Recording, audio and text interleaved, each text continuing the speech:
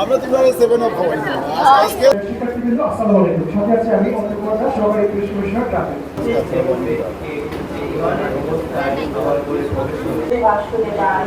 শ্রীমদ্ ভগবত গীতা তৃতীয় অধ্যায় কর্মদক্ষা করুতি যৌলিক পদে নশ পাপে জীবন জল পদ্মপত্রকে কখনো স্পর্শ করে না। অহংকার ট্রাফিক সপ্তাহ আয়োজনের মূল উদ্দেশ্যটা হলো হয়তো বুঝি না বা আমরা উপলব্ধি করি না, আমি সন্ত্রাস এবং সড়ক দুর্ঘটনায় খুনের ঘটনা ঘটেছে একটি বা দুটি, কিন্তু সড়ক মূল্যবান। আমরা চাই আমাদের প্রত্যেক নিহত হয়ে যান, তার পরিবার, তার পিতা মাতা সন্তান মেনে আমরা নিজেদের সরলভাবে সুন্দরভাবে চলবো, সহজভাবে চলবো। এবার আমরা ব্যতিক্রমী কিছু উদ্যোগ নিয়েছি। শহরের গুরুত্বপূর্ণ কয়েকটা পরে আমরা এই ট্রাফিক সপ্তাহ উপলক্ষে আমাদের girls guide, rover scout, DNCC এবং অন্যান্য কয়েকটি স্কুল এবং কলেজের শিক্ষার্থীরা আমাদের কাজে সহযোগিতা করবে। জনগণের জন্য আমাদের বেশ কিছু চমকপ্রদ কিছু ইভেন্ট আছে। প্রথম ইভেন্ট হলো রাস্তাঘাটে যারা নিয়ম মেনে গাড়ি চালাবে, যাদের ড্রাইভিং লাইসেন্স, গাড়ির ফিটনেস পারমিট, হেলমেট আছে, তাদেরকে উৎসাহিত করার জন্য আমরা এবার মিষ্টি মুখ করাবো। যিনি দায়িত্বে থাকবেন তিনি গ্রামের জীবন যেভাবে দায়িত্ব পালন করবেন ঠিক একইভাবে যেন দায়িত্ব পালন করার জন্য আমি অনুরোধ জানাচ্ছি। আপনারা ইন্টারনেটে ঘাটলেও দেখতে পারবেন, ওখানে অনেকগুলি রাস্তার একটা ক্রসিং। আমরা সিলেটকে একটি শান্তির নগরী হিসাবে দেখতে চাই। আমরা ক্রাইম মুক্ত একটি সিটি হিসাবে দেখতে চাই। সিটি কর্পোরেশন এবং মেট্রোপলিটন পুলিশ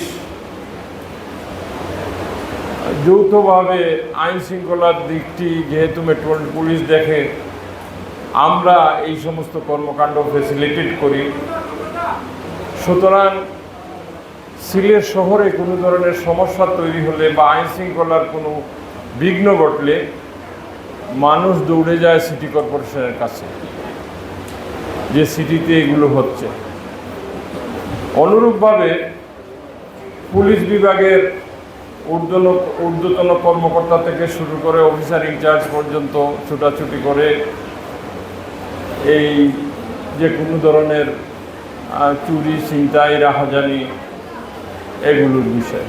বিশেষ করে 12 ফেব্রুয়ারির নির্বাচনে এই বাংলাদেশে জনাব তারেক রহমানের নেতৃত্বাধীন সরকারকে দানের শীষে ম্যান্ডেট দিয়েছে। উদ্দেশ্য একটি, যে বিগত 17 বছর বিভিন্নভাবে মানুষ জুলুম নির্যাতনের শিকার হয়েছে।